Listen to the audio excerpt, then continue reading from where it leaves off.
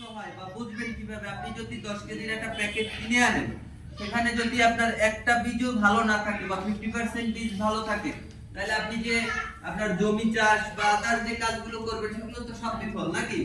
সেই জন্য আমরা সবসময় বলি আপনি অঙ্কুরোদ্গম হার পরীক্ষা করবেন। আপনি যদি 10 কেজি বীজ নিয়ে আসেন, সেইখান থেকে আপনি 100 বা 50টা বীজ আর এই নিবেন। প্রথমে নেওয়ার পরে আপনারা যেভাবে জাগ দেন ভিজিয়ে, এরপরে এইরকম তেরে তেরে হোক কিংবা হচ্ছে কি আপনার যে কোনো চটের বস্তা হোক, সেখানে রাখলে আপনার যে বীজগুলো গজাবে, যদি আপনার 100 বীজের ভিতরে দেখা যায় 70টা বা 80টা গজায়, তাহলে আপনি বলবেন যে আপনার বীজ ওই যে এই লটে বা এই যে 10 কেজির বস্তায় যে বীজটা আছে তার 80%ই আপনার গজাবে। যদি 80টা বীজ 100-র ভিতরে গজায়, তাহলে আপনি ধরে নেবেন যে এখানে মানে হচ্ছে খুব একটা আপনার লস হবে না, কিংবা হচ্ছে কি এখানে এই যে বীজগুলো আছে এই বীজের জার্মিনেশন হার খুব ভালো।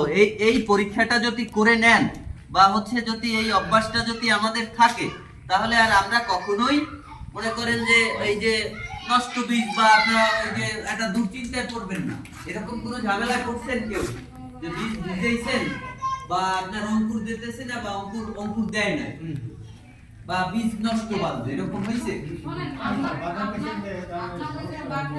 আচ্ছা, এই জন্যই মূলত হচ্ছে এই পদ্ধতি। এখন সেক্ষেত্রে আমরা এই আপনারা কি করবেন, এই অঙ্কুরোদ্গম হার পরীক্ষা করে নেবেন। মনে থাকবে না? একটু ঝামেলা কোনটা?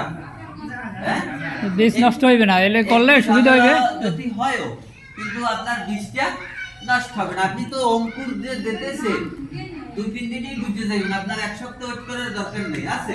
আপনি যদি দেখেন যে এই যে আপনি 100 দিয়েছিলেন সারিতে 10টা বা 20টা করিয়া, আপনার দেখা যায় ওই 20টার ভিতরে আপনার 18টা ফুটছে, মুখ দিয়েছে, 5টা গজ হইছে, তাহলে তো আপনি বুঝবেন যে ওইটা গজ হইবে বা এটা হইবে।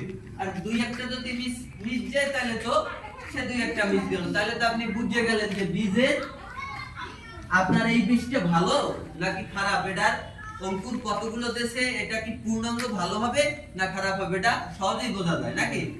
আচ্ছা, এই জন্য হচ্ছে কি আমরা এই পরীক্ষাটা করে নেব, ঠিক আছে? অঙ্কুরোদ্গম হার পরীক্ষাটা আমরা করব। আচ্ছা, এরপরে আমরা হচ্ছে এইরকম